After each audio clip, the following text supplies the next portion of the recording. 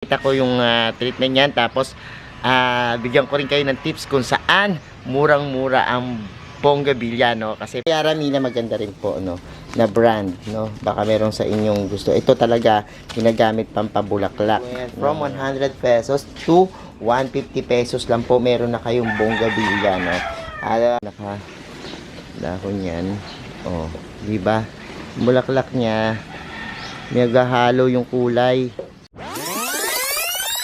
Hello everyone, this is Sir Misunab Mini Dino Park and Eco Garden, and welcome back sa ating channel. And for today's video, bigyan ko kayo ng update dun sa ating mga bugis, ano, yung mga Bonggabilya natin na pinakita ko last time. Kasi di ba nagkaroon tayo ng problema, medyo lumilim dito sa ating garden. Tapos yung ibang Bonggabilya natin na leggy, no? At nawala yung mga dahon nila. Ngayon tinreat natin, papakita ko yung treatment niyan. Tapos bigyan ko rin kayo ng tips kung saan murang-mura ang Bonggabilya, no? Kasi panahon na naman ng kanilang pamulaklak. At ngayong season na ito, talagang mahahali na kayo doon sa ganda ng kanilang mga bulaklak, no? Sana samahan nyo ako. Kung ready na kayo mga ka-MDP, tutok lang po.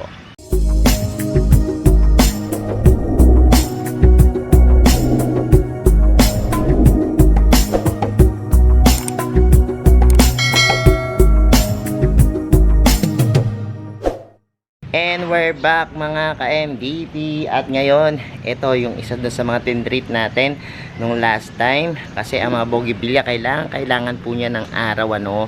Kung gusto niyo silang mapabulaklak, kailangan maganda yung binibigay sa kanya ng light, ano. At syempre, sa tulong ng pataba, tas pagtitrim, mas mapapaganda natin sila, no, pagbibigay sa kanila ng magandang lupa. Isa pa yan. At tingnan natin yung ginawa natin nung last week, no, yung ating Bonggabilya dito na talagang tinitreat natin. Tara, ito pakita ko sa inyo malapitan. So ito na nga po, unti-unti nang nagsilabasan yung mga bulaklak, ano. Ito pong isang Bonggabilya na paborito ko. Dito po yung nakalagay. Medyo malilim siya, pero at least nalalagyan siya ng maraming araw, unlike ng mga nandoon sa taas natin before, ano. Ito, ang nangyari dito is ayan, kita nyo, tinrim ko po yung iba't ibang mga dahon, yung excess na dahon, pero yung korte niya inano natin, tsaka yung gumapang sa kanya hindi na natin tinrim yan, kasi yun naman yung talagang wish natin na pagapangin siya dito sa ating parang trellis dito, no. So ayan siya, oh, look. Ang ginawa po natin dyan is tinanggalan natin ng mga dahon na sobrang mga malalaki, yung mga excess na dahon, excessive na dahon na nandyan. Tapos yan, tingnan nyo, oh, look, ganda ng bulaklak, ang haba na yan, lumaba hanggang dyan. And ngayon nagsilabasan na yung mga bulaklak. Naglagay tayo ng lupa, extra lupa, kasi masyado nang bumababa yung lupa niya. Tapos naglagay tayo ng complete fertilizer, 14-14-14, no. And ayan, meron sa kanyang mga lumalabas na, kung makikita nyo yung mga stem niya, yan, look, diba? So tanggal lang kayo ng dahon pag mayroong pagkakataon. Tanggalin nyo yung malalaking dahon ng Bonggabilyas nyo, kurut-kurut lang, yan.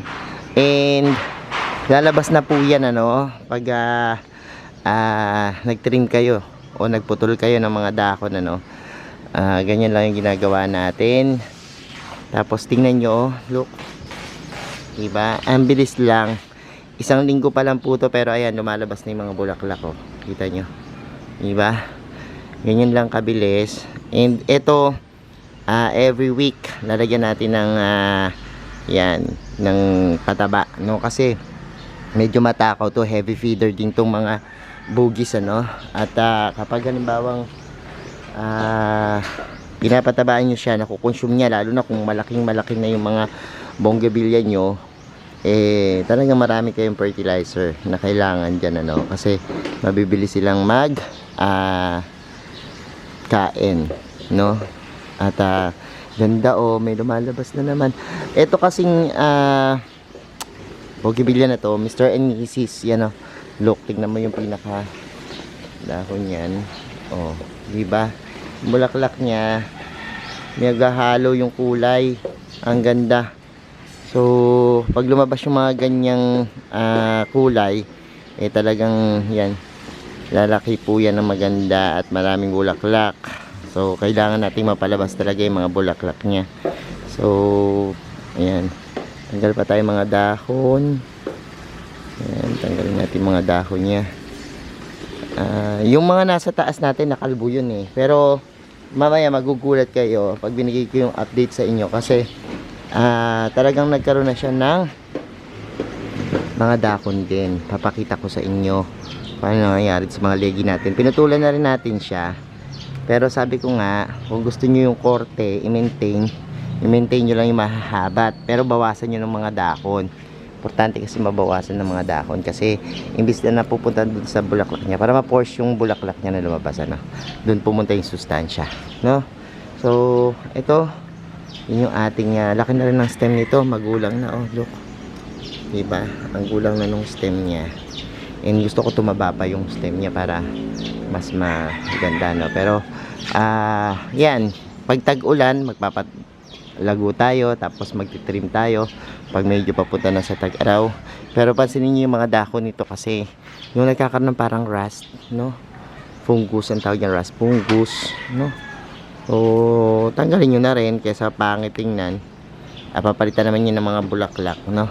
So pag napadaan kayo, kurot kayo ng isang dahong malaki, o ganun lang ginagawa ko dito. Halos na iba nga nakakalbon eh. No? Pero ang ganda niyan kasi pag tumubo, yung lumabas yung mga bulaklak, ang ganda, oh.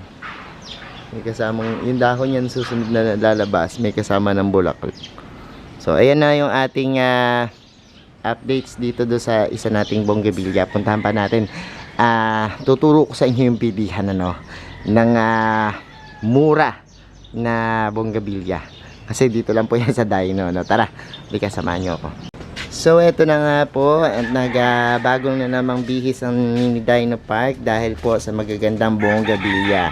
Ayan, pero bago yan, puntahan natin to. Ito yung mga nagpapangin sa kanila. So this one, nagre-repack sila ng urea at ng complete. Bakit magkaiba itong dalawang complete? Isang iba lang ng brand, no? Hindi, oh. Ano? Yara Mila yan. This one is Yara Mila, yung kulay blue, no? And this one is complete fertilizer. Ang Yara Mila maganda rin po, no, na brand, no? Baka meron sa inyong gusto. Ito talaga ginagamit pampabulaklak ng mga halaman. So usually, huy, nasa vlog eh. Itong si Unang talaga sinisira mo yung vlog ko. Yan po si Unang, nga yan, hulihin nyo. Ito po ay urea. Pampag-green naman po, no, pampadahon. So kung maglalagay kayo niyan, gusto nyo madahon, eto gusto nyo bulaklak, ayan naman, ano. So pwede nyo pagsabayin, dalawa na yan, para mas maganda, no. Mas maganda yung bagawin nyo. Pero punta na tayo dito sa murang-murang bonggabilya dito sa Mini Dino Park and Eco Garden, Mini Dino Ornamentals po, ano. So makakabili ho kayo dito, ibang klase na po yan, from 100 pesos to 150 pesos lang po, meron na kayong bonggabilya, no? Bilisan nyo lang po kasi minsan yung mga mura, yun yung mabilis maubos dito. Meron dito, ilan to, 24K jewels ba? O, ayan, meron yung mga ganyan. Tapos merong mga puti, merong Mr. and Mrs. May variegated din po, ang ganda, oh. So, ang price po nito is 100 to 150. Makakabili na po kayo ng ating mga napakagagandang bonggabilya, no? Malalaki na po iyan. At kita nyo, ganda ng mga bulaklak nila. So ang hanapin nyo na po, Mini Dino Ornamentals. Yan po ang lalagay nyo para po sa napakagandang mga bonggabilya. Mura po dito. Minsan may free pa po kayo pag marami kayong nakuha, no? Kaya po agapan nyo na, kasi ang mabilis maubos dito yung mura, yung tigo 100, no? Last time isang truck yung kumuha dito, reseller. Yan, para po dun sa bonggabilya nila. Napakadami na kinuha, puro 100, ano. Ang dami nga po nito, abot-abot to dun sa bukid, no. Pero ngayon po, ayan, yan na lang natira. Pero ayan, dahil ang dami-daming variety na pagpipilian, kaganda niyan pag lumago. So pag halimbawa pong interesado kayo, pwede kayong mag-PM sa kanila, no? Tsaka stable na po yung mga bonggabilya na yan. Ito nga pong isa na to, grabe, may umorder napakaganda nung kanyang napili, ano, kasi ang kuna nung kanyang stem, and ang mura niya lang po yan nakuha, no, talagang hitik na hitik po yan sa bulaklak, ano. And ayan po, heavy feeder sila, kailangan po ng fertilizer, pwede na rin kayong kumuha dito ng fertilizer. Magkano to? Isang ganito natin? 20. 20 pesos yung ating, Ano 20? yung mga ganito. Yung puti. Ito, meron 15, no? Mm. Yung ating, ayan, ating mga, ano. So, ayan, busugin nyo muna yung mga mata nyo sa ating mga bougainvillea. At, ayan, pupuntahan natin maya-maya naman yung ating, tinitreat na bougainvillea sa bukid, ano. Kasi ilang araw pa lang yon, parang isang linggo pa lang sa Sabado. So, ilang araw pa. Tingnan natin yung kanilang latest na pagbabago at updates, ano, yung ating nilagay doon. Kasi dito nga, parang pinoproblema namin yung init, yung araw. Pero, doon muna nilagay yung ating bougainvillea habang tinitreat. Tapos, kapag maganda na, tsaka natin ililipat. Kasi more on pink yon and white. Tingnan muna natin, ano, samahan nyo kami dun sa ating bukid, no. Pero tingnan muna natin isang huling sulyap muna dito sa mga murang bougainvillea na mabibili dito sa Mini Dino Park and Eco Garden, Mini Dino Ornamentals. Ayan po, ano. So, yan po yung ating mga bugis, no. Tara, let's go na at tingnan na natin yung ating bougainvillea sa bukid. So, narito tayo dun sa bukid. Nilabas namin dito yung mga bougainvillea na pabubulaklakin kasi ang gusto ng mga bougainvillea talaga maaraw, ano, yung magandang araw. So, ayan, ito mga lipas na. So, ito, uulit pa naman yan pag namulaklak na yung inyong mga bougainvillea tapos biglang, yan, nabulok na yung pinaka flowers. Uulit yan, ikat nyo lang po yung mga pinagbulaklakan, ano. So, tas cut nyo lang yung mga dahon, yan. Tanggalin lang mga dahong malalaki. Babalik po yan sa dati, no, yung mga bulaklak. Mabilis lang naman. So, yan namin nilalagay. Puntahan natin yung sa akin. Yung sa akin, iba naman yung nangyari, no. Ayan, tingnan nyo yung nangyari. Naging leggy siya. So, pinutulak ko na yan. Ang haba niyan before. So, naging leggy siya. Tapos, nawala yung mga dahon. Dahil nga, tinakaw natin siya sa tubig. Pansamantala, no. And para maglagas yung dahon niya, tapos sabayan ng paglalagdag ng lupang mataba and paglalagay ng magandang fertilizer, babalik po yan sa dati, sa ganda, no. At pag yan po nagsitubuan na, ang daming bulaklak niyan, tinitiyak ko sa inyo, ayan, oh, kita nyo, look, nagsisisulputan na po yung mga dahon niya. Ang susunod niyan, bulaklak naman. So ang gagawin natin ngayon, yan, i-observe muna natin, tapos ilang araw lang patabaan natin yan nung dalawang klase, yung urea tsaka yung complete, no, para gumanda. So ito, ayan, no, tumutubo na yung kanyang mga dahon, no, simula nung inilipat natin dito, nagsitubuan na yung mga dahon niya kasi gusto niyan talaga araw, no. And hindi pa natin napapag yan, na aayos yung place doon kasi tatanggalan natin yun ng mga sanga, yung talisay natin doon para magkaroon sila ng magandang araw, ano. So ayan po, and nagtanggal na ako dyan ng mga last time, yung mga dahon and mga sanga. Pero ayan, hintayin lang natin yan, ilang linggo pa yan, makikita na natin uli yung mga pagbabago. Pero so far maganda naman yung pagbabago niya kasi yan. Kaya kung halimbawa nagkaroon kayo ng leggy na mga bougainvillea, tingnan nyo muna, no, yung lugar niya, kung tama ba yung lugar niya.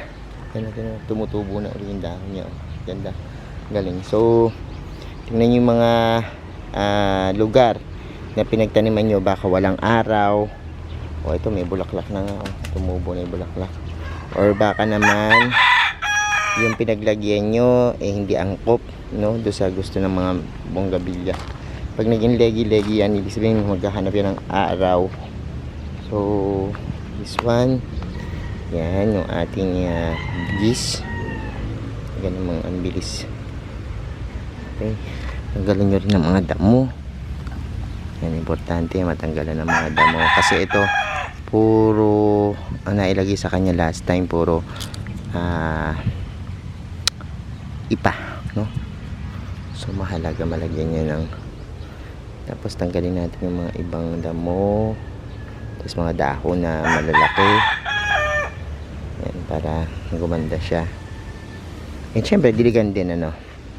So, ayun yung ating, yan o, dami ng tumutubo na naman na panibagong dahon sa kanyang mga sanga. And, ayan, yun yung mga nangyayari dun sa ating bogies, no, na tinrim. Tsaka, ano na natin. So, ito, titrim ko pa, meron pa akong konting ititrim dyan sa mga yan. And yung iba kasi, kinat ko, tapos tinanim ko dun sa tabi lang para gumanda. Anyways, pag yan maganda na uli, ilalagay ko na uli yan dun sa ating spaces dun, ano, yung ating elevated na bougainvillea before. So, yun na yung ating update dun sa ating bugis. And ayan po, sige po, abangan yung iba't iba pa nating mga mangyayari dito sa ating bougainvillea, no? So, ayan mga ka-MDP, napanood nyo na yung ating bougainvillea. Nalaman nyo na rin kung saan mura yung bougainvillea, no? Pumili na po kayo dyan. I-message lang po, Mini Dino Ornamentals. Ayan ha. At yan, makakabili na po kayo ng murang-murang bougainvillea. And sabihin nyo lang po, napanood nyo dito sa vlog ko para po bigyan kayo ng discount. Ano? Salamat po ng marami sa lahat ng tumutok ngayong araw na to. Nalaman nyo na rin yung mga iba't ibang tips sa pag-aalaga at pagbubulaklak ng bougainvillea. At mag-follow po kayo, mag-subscribe po kayo dito sa ating YouTube channel. At huwag kalimutang i-hit yung notification bell para laging updated sa aming latest uploads. Pati po sa iba't iba nating social media accounts, sa ating TikTok, Instagram, Facebook pages. Search lang po Hermy Sunako or Mini Dino Park and Eco Garden. Makikita nyo na yan. Salamat ng maraming mga ka-MDP. And this is Hermy Sunako, nagsasabi sa inyo ng happy planting. Bye!